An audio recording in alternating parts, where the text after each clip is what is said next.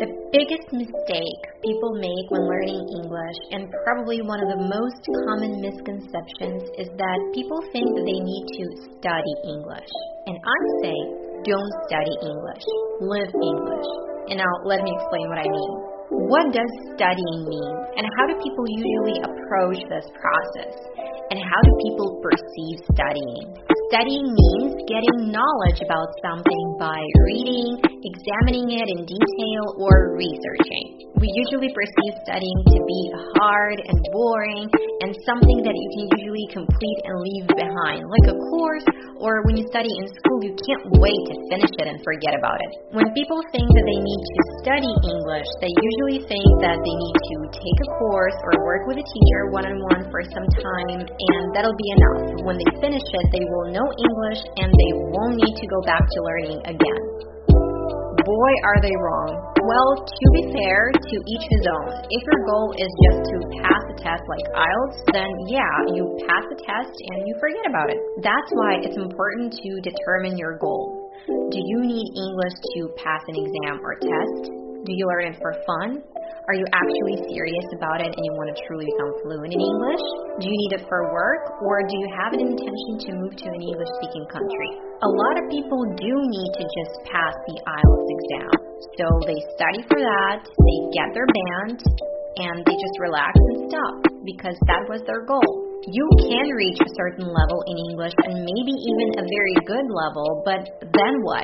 If you just quit practicing and using English, your skills will worsen. Of course, you can take breaks from learning. If you go a month without saying a word in English and not listening to anything in English, you'll be fine.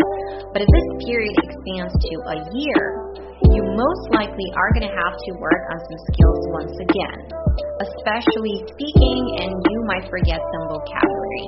That's why I prefer living English. What do I mean by living English? You need to surround yourself by the English language so that you have no choice but to use it. You need to incorporate it into your life so much so that it doesn't feel like learning anymore, but it's just a part of your everyday life, part of your routine. This way, you will not forget English, you will not lose your skills. On the contrary, you will be only improving every day, little by little. You probably won't even notice your progress because it's going to be a constant thing. But mark my words, one of these days you'll be told that your English is great and you'll be amazed by your English. And you'll think to yourself, but wait, how did this happen? That wasn't hard at all. And that's the beauty of living the language.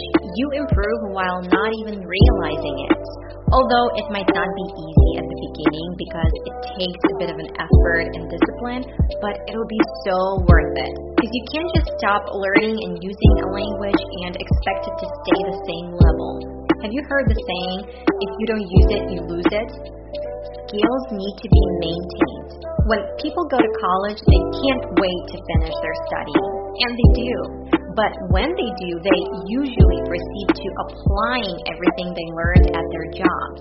This helps them maintain and enhance their skills. You need to maintain a language so as not to lose it. It's just like with any other skill, be it playing an instrument or driving a car. After a big break, you need to work on your skills once again. You don't forget them completely, but they get worse. That's why people always find themselves in this vicious cycle of learning English but never becoming truly fluent in it. Becoming fluent in English is a goal for a lot of people, but the road they choose to get there oftentimes isn't the one that's going to get them there. By the road, I mean the mindset with which people approach learning a language and the approach itself. Let's just take my family as an example. We live in Ukraine, and you will very rarely see a tourist here in our city that speaks English, and finding someone to speak English with is also incredibly hard. You can take courses here, of course, and participate in speaking clubs, but I think that these options are available pretty much everywhere, and they are not free. My family kind of lives in its own little world where we watch and listen to everything in English. I use English for my Instagram. I write posts and post stories in English. Our 2 channels are in English. I read everything in English. I speak English with my husband and son because we're raising our son to be bilingual. However, way back when, I had lessons on Cambly, I worked with an accent coach, I took an accent course, I participated in English studying group and speaking clubs. I made a lot of friends who I could speak English with, including native speakers. You know, I talk about this in more detail in my video called How I Became Fluent in English. So even if you live in a country where nobody speaks English and you have no one to practice with, you can still live English. Believe me, over time you get used to this so much that you don't even understand how you have lived before and why the heck you waited for so long to do that. My husband, for instance, never even had a goal to learn or become fluent in English, but he didn't mind when I asked him to create 2 channels in English and watch everything in English and occasionally speak English. He never checked any words or practiced deliberately. He just asked me about the things he was interested in, and now his English is at a fairly good level for a person who acquired it passively. I'll link my videos in the description where I talk about how you can work on your speaking skills on your own and where you can find speaking partners and also where you can learn English online. And lastly, I wanted to say that one very important thing you need to learn to do is to enjoy English, learning it, speaking it, and find your ways to have fun with it.